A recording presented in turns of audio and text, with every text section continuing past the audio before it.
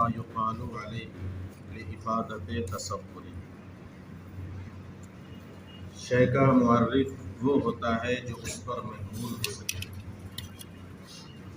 تاکہ معرف سے معرف کا تصور ملے۔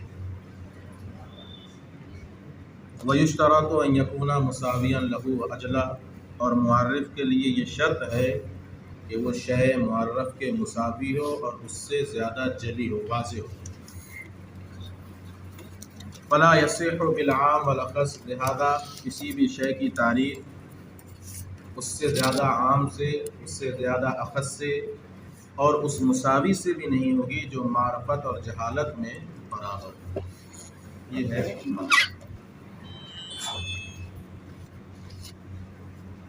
منطقیوں کا اصل مقصد ہے معرف اور حجت سے بحث کرنا، ٹھیک ہے، معرف اور حجت سے بحث، یہی اسی سے بحث ہوتی ہے، اس کا موضوع ہے یہ معرف اور حجت۔ لیکن معرف بھی مرکب ہوتا ہے اور حجت بھی کیا ہوتی ہے، مرکب ہوتی ہے۔ اس لیے انہوں نے معرف اور حجت کو بیان کرنے سے پہلے ان چیزوں کو بیان کیا، یعنی اس چیز کو جس سے معرف مرکب ہوتا ہے۔ معرف کس سے مرکب ہوتا ہے؟ جنس، فصل، خاصہ، عرض عام، پانچوں کلیوں کو بیان کر دیا کہ نہیں کر دیا؟ تو پہلے اس کو بیان کیا جس سے معرف کیا ہوتا ہے، مرکب ہوتا ہے، ٹھیک ہے۔ کیونکہ شے کا معرف وہ ہوتا ہے جو شے پر محمول ہو سکے۔ شے کا معرف وہ ہوتا ہے جو شے پر، مثال کے طور پر انسان کا معرف ہے حیوان ناطق، تو آپ کہہ سکتے ہیں الانسان حیوان ناطق، انسان موضوع ہو گیا اور حیوان ناطق کیا ہو گیا، محمول ہو گیا کہ نہیں؟ محمول ہونے کا مطلب یہی ہے کہ محمول بن سکے، شے کا معرف شے پر محمول ہو سکے، مطلب شے کا محمول بن سکے، ٹھیک ہے۔ جیسے حیوان کی حقیقت ہے جسم نامی حساس متحرک بالارادہ، تو آپ کہہ سکتے ہیں الحیوان جسم نامی متحرک بالارادہ و حساس، سب محمول بن سکتے ہیں کہ نہیں بن سکتے؟ تو شے کا جو معرف ہوتا ہے وہ شے پر کیا ہوتا ہے، محمول ہوتا ہے، ٹھیک ہے۔ کتنا سمجھ میں آ گیا؟ مقصد کیا ہوتا ہے معرف سے، کیا حاصل کرنا؟ کہتے ہیں شے معرف سے دو چیزیں حاصل ہوتی ہیں، یا تو جس کی تعریف، یہاں دو لفظ استعمال کیے جائیں گے، معرف اور معرف۔ معرف جس سے تعریف کی جائے اور معرف جس کی تعریف کی جائے۔ معرف کے ذریعے یا تو شے معرف کی حقیقت، پوری حقیقت معلوم ہوتی ہے کہ یہ کیا چیز ہے، اسے کہیں گے ہم تصور بالکنہ، اسے کیا کہیں گے ہم؟ شے کی حقیقت پوری معلوم ہو اس کی ذاتیات کے ذریعے، جیسے انسان کی حقیقت معلوم ہو کس کے ذریعے، حیوان ناطق کے ذریعے، تو ہم کہیں گے ہمیں انسان کا تصور بالکنہ حاصل ہو۔ یا پھر معرف سے حاصل کیا جاتا ہے کیا؟ تصور بالوجہ، تصور یعنی اس کی کنہ وجہ معلوم کی جاتی ہے، جیسے جب تعریف کی جائے کسی شے کی عرض کے ذریعے، اس کے ذریعے عرض یا خاصے کے ذریعے، مثلا ہم کہیں انسان کاتب ہے، تو اب کاتب کے ذریعے انسان کی حقیقت معلوم ہو رہی ہے، تو اسے بالکنہ تو نہیں کہیں گے، کیونکہ کنہ اسے کہتے ہیں جو ذاتیات کے ذریعے حاصل ہو، لیکن عرض کے ذریعے جو تعریف کی جاتی ہے اسے کیا کہتے ہیں؟ بالوجہ، ٹھیک ہے۔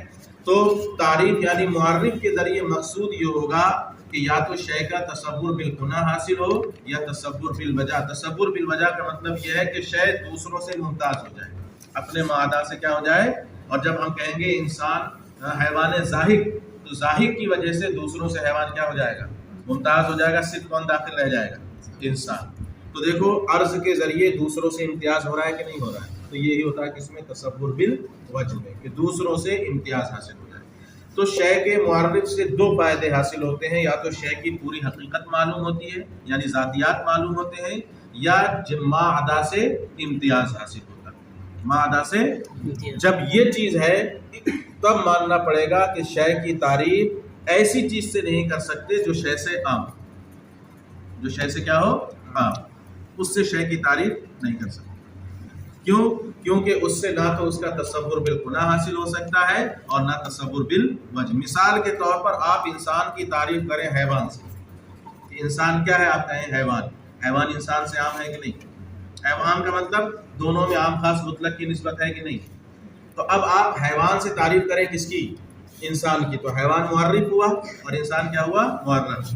لیکن حیوان سے انسان کی تعریف کرنے میں نہ تو تصور بالگناہ حاصل ہوگا اور نہ تصور بالوجہ، دونوں کا فائدہ نہیں دے گا۔ بالگناہ اس لیے حاصل نہیں ہوگا کہ انسان کی حقیقت صرف حیوان نہیں ہے بلکہ کیا ہے، حیوان ناطق، تو تصور بالگناہ حاصل نہیں ہوگا۔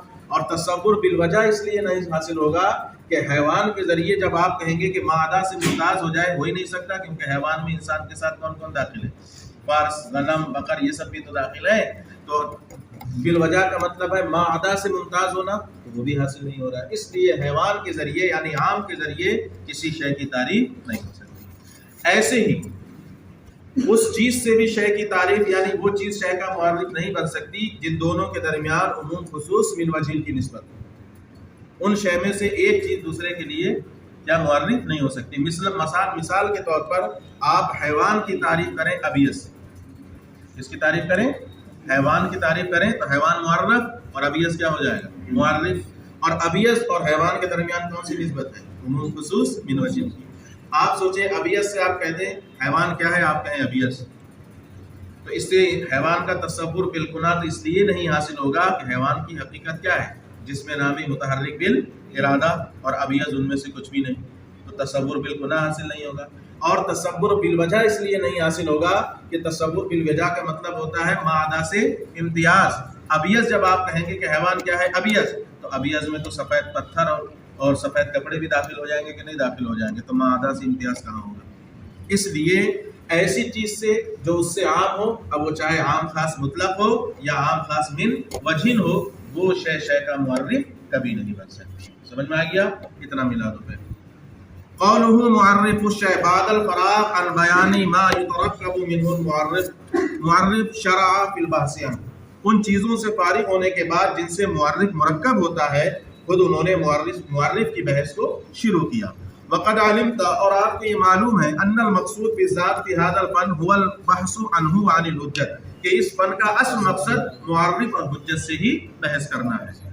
وعرفہ، اور انہوں نے معرف کی تعریف کی، بأنه ما يحمل على الشيء، معرف وہ ہوتا ہے جو شے پر کیا ہو سکے، محمول ہو سکے، ٹھیک ہے، ایل معرف یعنی معرف پر محمول ہو سکے، لیفید تصور هذا الشيء اما بکنہ، تاکہ معرف اس شے کے تصور کا فائدہ دے، چاہے بکنہ یا بوجہ۔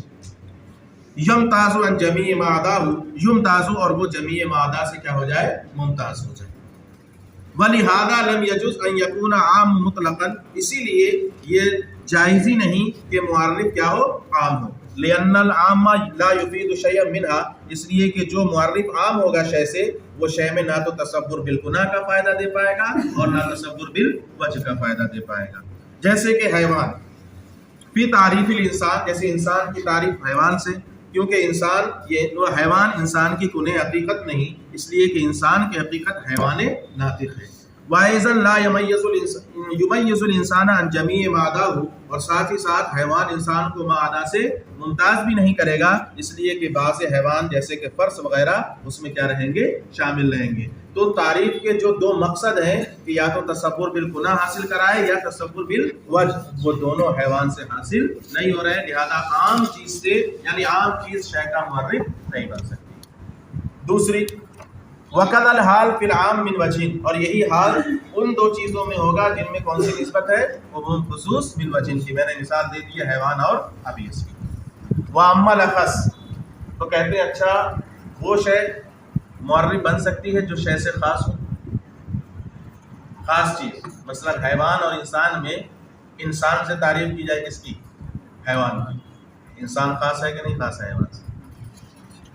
اس میں بارے میں یہ یاد رکھو کہ خاص جب معرف بنے تو وہ شے کا تصور بالگناہ حاصل کرا سکتا ہے، لیکن جو فائدہ تامہ مکمل ہونا چاہیے وہ فائدہ تامہ حاصل نہیں ہوگا، کیونکہ معرف کا یہی مقصد ہے کہ مکمل طور پر یا تو اس کا تصور بالگناہ ہو یا تصور بالوجہ۔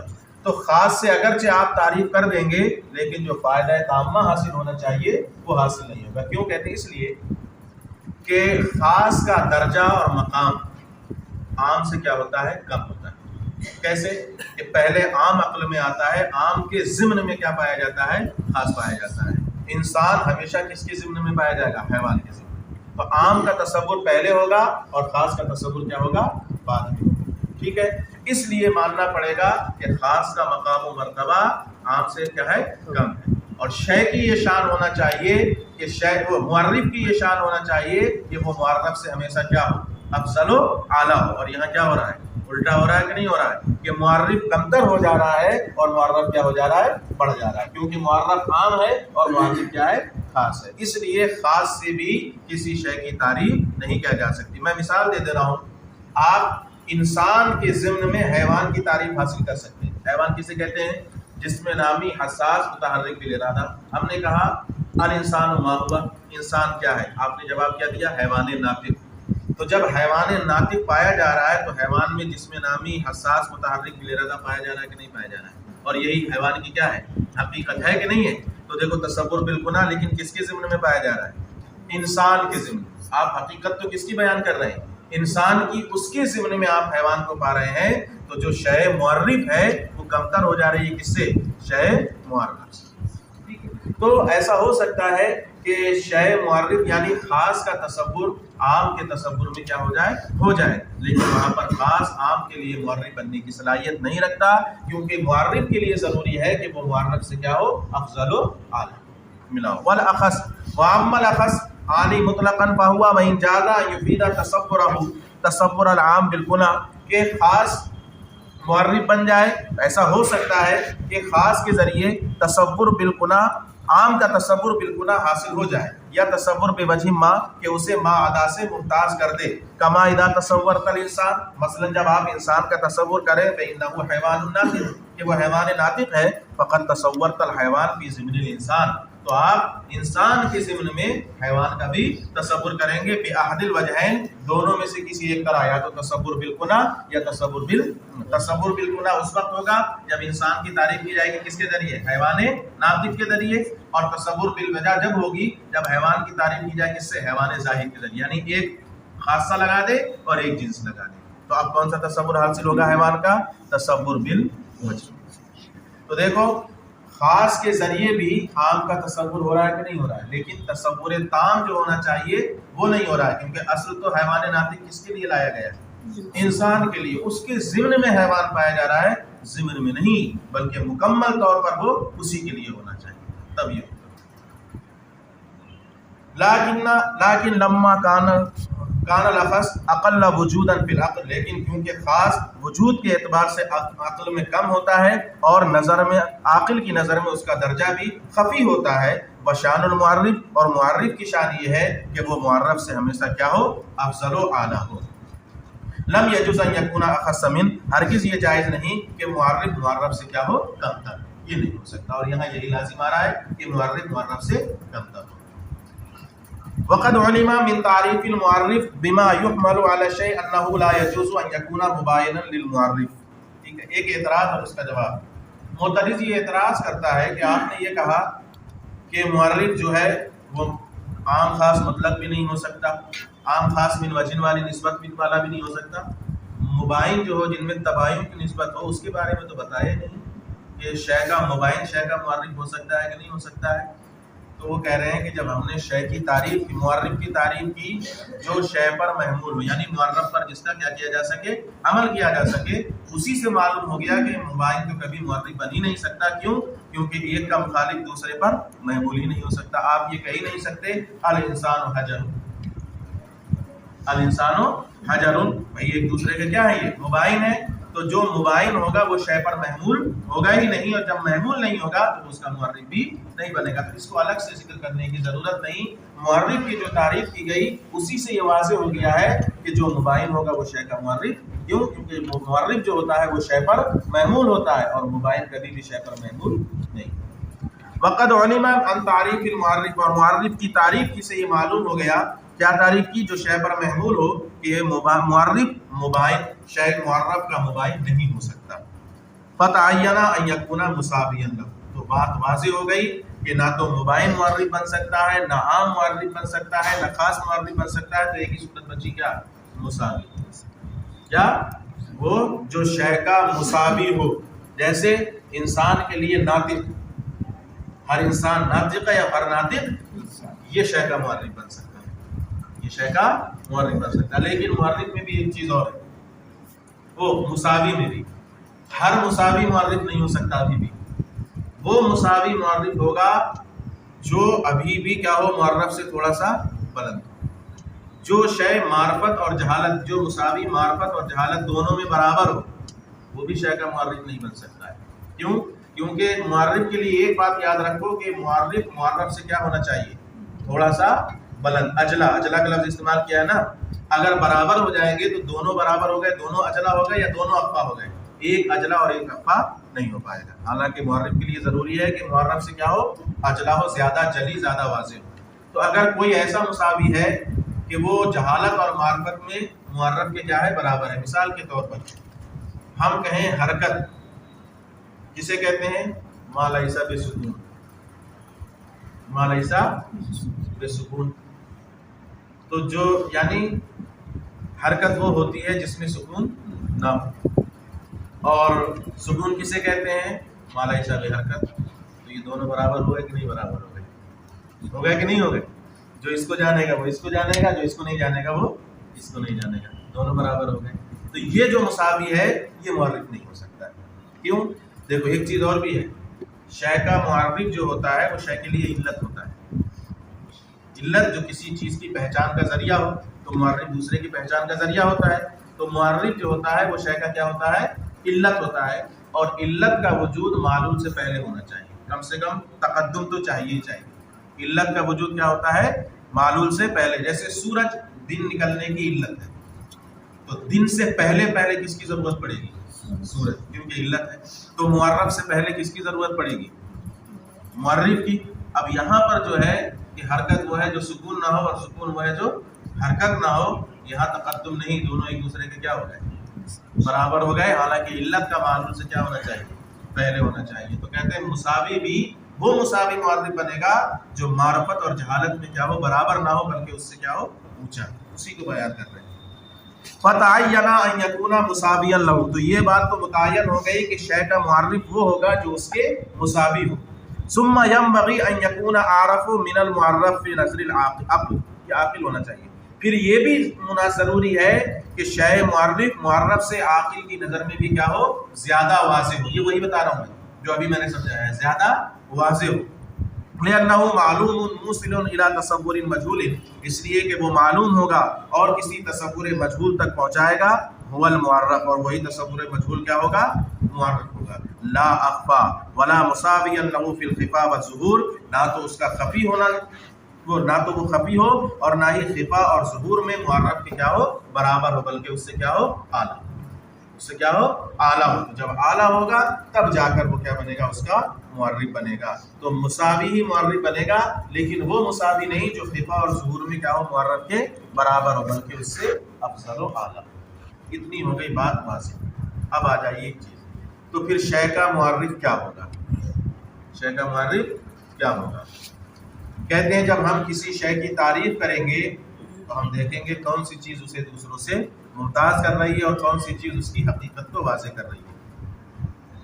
تو وہ ہوگی فصل قریب. کیا ہوگی، فصل قریب. مثال کے طور پر انسان کی فصل قریب کیا ہے، ناطق.